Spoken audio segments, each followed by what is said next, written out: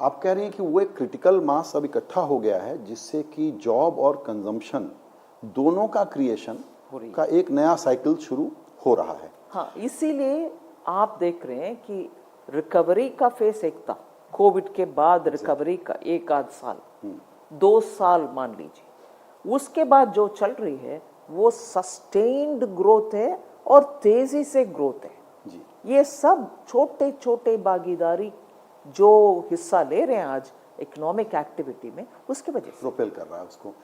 Ma'am आपसे मैं उस दिन प्रधानमंत्री जी ने अयोध्या में सोलर सिटी बनाने की बात कही थी, तो सोलर सिटी हाउसिंग लखपति दीदी पर भी बात करना चाहता हूं, लेकिन चूंकि हम लोग मैक्रो पे हैं तो एक दो सवाल और ले लेते हैं। वो ये है कि इंतज़ार था सबको कि कैपेक्स तो आप चूंकि पिछले साल 30-35% बढ़ा था तो इस बार ज़्यादा बढ़ाएंगी, और आप ही का सरकारी डेटा बताता है, आपने एक जगह जिक्र भी किया कि 1 रुपया लगाओ अगर इंफ्रास्ट्रक्चर पे तो 3 रुपया ऐड होता है जीडीपी में, जबकि डीबीटी से 90 पैसे ऐड होते हैं।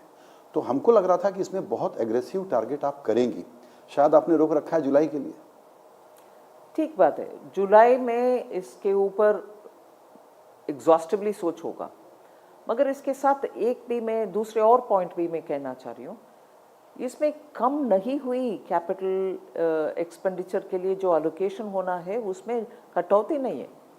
आप जब लो बेस से 30% के इंक्रीज देख लिया, आपको ये लगता है 11% इंक्रीज इज नॉट बिग, मगर वो हायर बेस से हो रही है। Already 10 lakh crore capital expenditure के लिए देने के बाद और 11% इंक्रीज करना आपको लगता है 30% जैसे नहीं, ये छोटा है, मगर 11 लाख करोड़ तक पहुंचे हैं। अग्री। और इसमें आप जितने भी कैपिटल एक्सपेंडिचर के लिए पैसा डालोगे, ये भी है कि अब्जॉर्प्शन कैपेसिटी को भी हम मन में रखना चाहिए।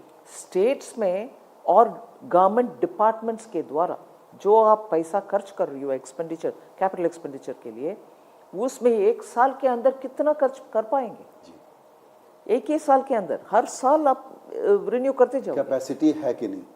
कैपेसिटी है मान लो, फिर भी वो टाइम लगता है टू ट्रिकल डाउन। बिल्कुल। आप लास्ट ट्रिकलिंग पॉइंट को मन में रखते हुए ये 50 लाख करोड़ करो, क्या वो 50 लाख जाएगा 12 महीने के अंदर? exactly. नहीं, steadily we have to keep that up.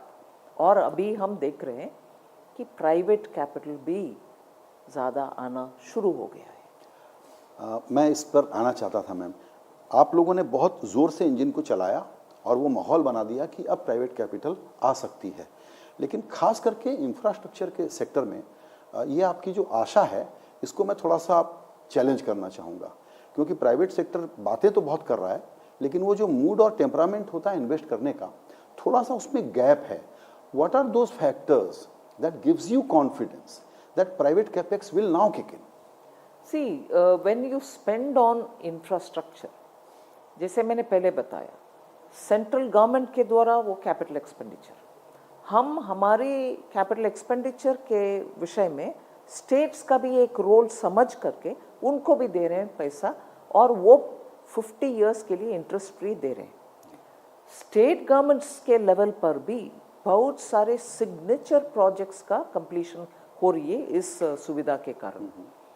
अभी प्राइवेट सेक्टर के बाद जब आपने उठाया, उसमें रोल मैं देख रही हूँ, सीधा वो डायरेक्टली एक बड़ा ब्रिज को बिड करेंगे, वो कंप्लीट करेंगे, वो भी होगा, मगर आजकल यो नया जो हम ओपन कर रहे हैं पीएलआई के द्वारा, कंप्यूटर मैन्युफैक्चरिंग हो, इंफ्रास्ट्रक्चर, मतलब इंफ्रास्ट्रक्चर में उपयोग आने वाले इक्विपमेंट्स हो, उनका मैन्युफैक्चरिंग में भी प्राइवेट का पार्टिसिपेशन हो रही है। सो डायरेक्टली बिड करने के लिए भी आ रहे हैं इन्वेस्ट करके। दूसरा, उस इंफ्रास्ट्रक्चर बनाने के लिए जितने भी मशीनरी चाहिए उसमें भी प्राइवेट सेक्टर का इन्वेस्टमेंट हो रही है जी। क्या कुछ ऐसा असेसमेंट अगर हम लगाएं तो गलत तो नहीं होगा कि एक्चुअली पीपीपी की जो ड्राफ्टिंग है वो एक प्रॉब्लम एरिया रहा है और उसमें मेजर चेंजेस करने पड़ेंगे, वहाँ थोड़ा एग्रेसिव होना पड़ेगा? सुझाव लेती हूँ, बिल्कुल, मैं पहचानती हूँ भी कि ऐसे प्रॉब्लम है, हाँ, काम बाकी है उसमें। जी बिल्कुल।